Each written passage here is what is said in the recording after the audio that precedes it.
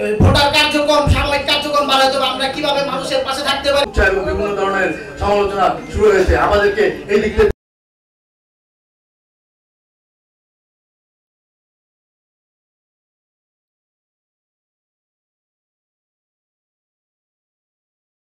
সময় বিভিন্ন ব্যানারের লোক দেখি, অনেক সময় আমরা মনে করি তারা শ্রমিক দলের অনেক নেতৃবৃন্দ সবাইকে সময় স্বল্পতার কারণে বান্ডেল থাকলে প্রতি সেনমানিতে টাকা বাঁচবে।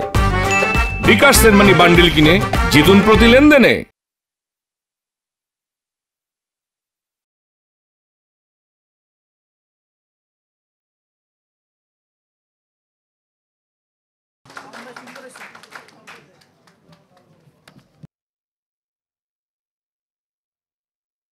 ঈদ পুনর্মিলনী অনুষ্ঠানের প্রধান অতিথি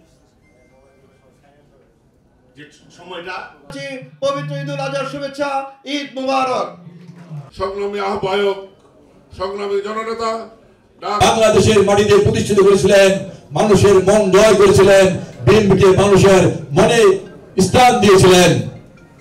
শহীদ রাষ্ট্রপতি চরমন সাদাতের পরে আমাদের নেত্রী দেশনেত্রী বেগম খালেদা জিয়া সারা বাংলাদেশে ঘুরে ঘুরে সারা বাংলাদেশে মানুষের জন্য কাজ করে, বিভিন্ন উপজেলা পৌরসভায় ঘুরে ঘুরে, বন্যায় ঘুরে ঘুরে, জলোচ্ছ্বাসে ঘুরে ঘুরে তিনি বিএনপিকে মানুষের বুকের ভিতরে স্থান দিয়েছেন। পরবর্তী পর্যায়ে আমাদের নেতা তারেক রহমান, আপনারা দেখেছেন সারা বাংলাদেশে তৃণমূল পর্যায়ে গ্রামে গ্রামে তিনি ঘুরে বেরিয়েছেন। শীতের দিন, শীতের সময় তিনি কিন্তু বাসায় থাকতেন না, বিভিন্ন শীত এলাকায় রাত্রে ঘুরে ঘুরে তিনি শীতার্তদের কম্বল বিতরণ করেছেন। বন্যার সময় বন্যার্ত এলাকায় তিনি সাহায্য করেছেন। সারা বাংলাদেশে এমন কোন ইউনিয়ন নেই, এমন কোন পৌরসভা নেই যেখানে তারেক রহমান যাননি। তিনি এই বিএনপিকে মানুষের বুকে স্থান করে দিয়েছেন। বিএনপি একটি জনগণের দল, এই জন্য আপনাদেরকে জনগণের সাথে থাকতে হবে। এলাকার মুরব্বীদের সাথে, এলাকার যারা মুরব্বী আছেন তাদের সাথে সম্পর্ক বৃদ্ধি করতে হবে। এলাকার মা বোনদের সাথে সম্পর্ক বৃদ্ধি করতে হবে। এলাকার যে কোনো সামাজিক অনুষ্ঠানে আমাদের সবাই এগিয়ে যেতে হবে, সামাজিক অনুষ্ঠানকে আমাদেরকে সহযোগিতা করতে হবে।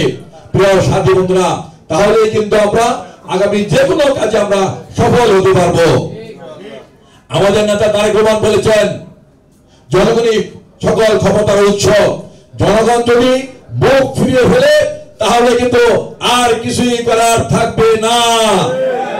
এই কারণে যেহেতু বিএনপি জনগণের দল, অতএব আপনাদেরকে সবাইকেই এখন থেকে এলাকা এলাকায় মুরব্বীদের সাথে সম্পর্ক বৃদ্ধি করতে হবে, মা বোনদের সাথে সম্পর্ক বৃদ্ধি করতে হবে, ছাত্রদের সাথে সম্পর্ক বৃদ্ধি করতে হবে, যুবক ভাইদের সাথে সম্পর্ক বৃদ্ধি করতে হবে।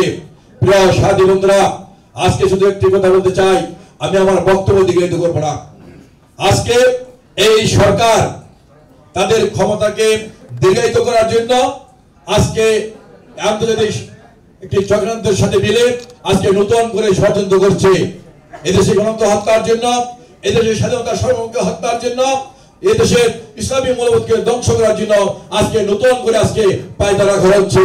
আমরা বলতে চাই, আমরা বাংলাদেশের মানুষকে সাথে নিয়ে তারেক রহমানের হাতকে শক্তিশালী করে সকল চক্রান্ত, সকল ষড়যন্ত্র প্রতিহত করে বাংলাদেশে গণতন্ত্র প্রতিষ্ঠা করব। বাংলাদেশের স্বাধীনতা সার্বভৌমত্ব আমরা অক্ষুণ্ণ রাখবো। বাংলাদেশের ইসলামী মূল্যবোধ আমরা অক্ষুণ্ণ রাখবো। বাংলাদেশে শহীদ জিয়ার আদর্শ, বেগম খালেদা জিয়ার আদর্শ আমরা বাস্তবায়ন করবো ইনশাআল্লাহ তারেক রহমানের নেতৃত্বে।